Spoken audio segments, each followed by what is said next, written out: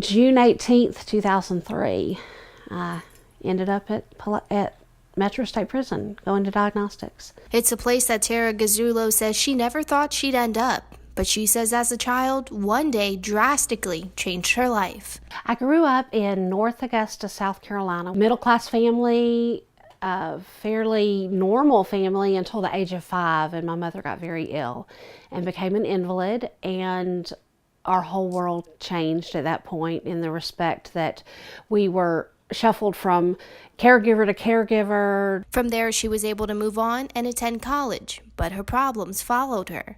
But what I didn't realize I had developed was also a sabotage mentality where, because I didn't feel good enough, when things started going really good, I would sabotage them. My first semester in college, I almost flunked out. She then moved back home and got a music scholarship from a local college in Augusta, but Gazzuolo says she sabotaged that too and soon got married instead. The first person that ever told me he loved me, I jumped at that and got married and thought, yay, my whole life's better. Someone loves me. Now my identity was I was a wife. Well, 3 months after we got married, I got pregnant, had a child, and here my identity was now as a mom.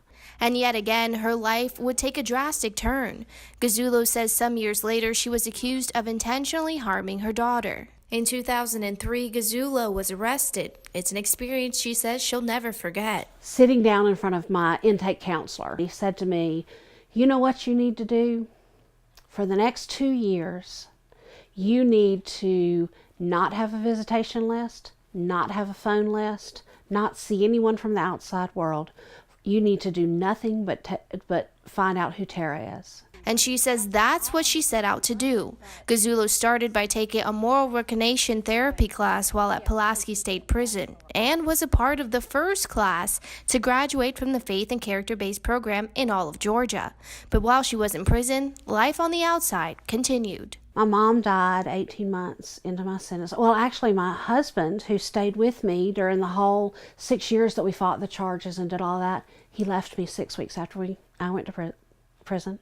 6 months after I went to prison, I got served divorce papers. I never saw him again. I didn't have a husband any longer. I didn't have a daughter any longer because the state of South Carolina terminated my parental rights after I went to prison. Well, what turned out was she was adopted into an amazing family, and she's had a wonderful life because of that. In an effort to continue her own personal growth, she decided to take the graphics class offered at the prison. Scheduled an interview with Mr. Whipple and fell in love. And I found a whole world I'd never seen. And when we walked into through the doors of that classroom, I was not 629162, my GDC number. I wasn't Dorfman, which was my name at the time.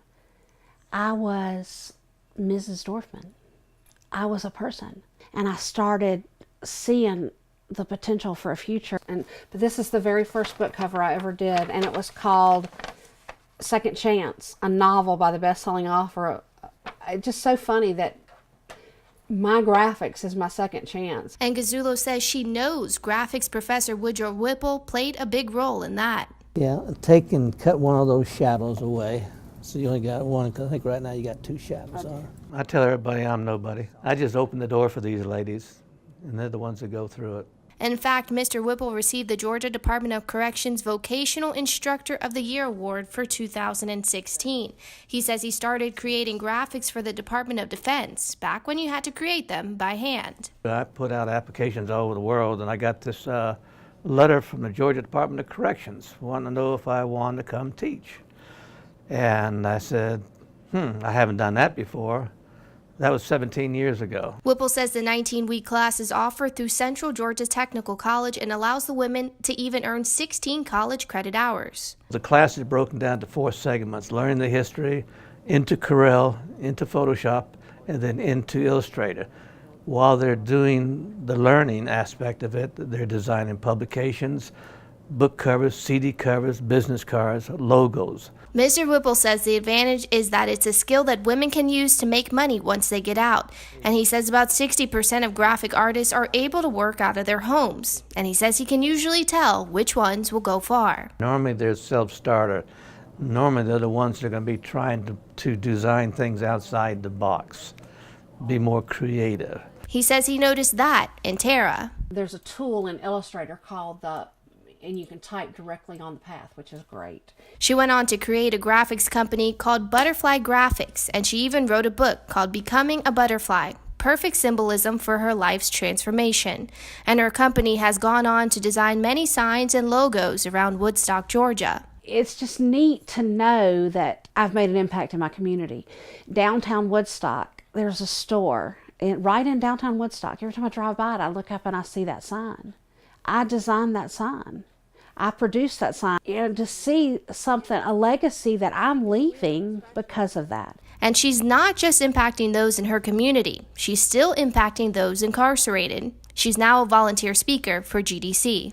Being able to go back and speak to the people who are where I was, who are wearing the uniforms that I wore, that are eating the food that I ate, that are having the struggles that I had struggled, to show there's life outside.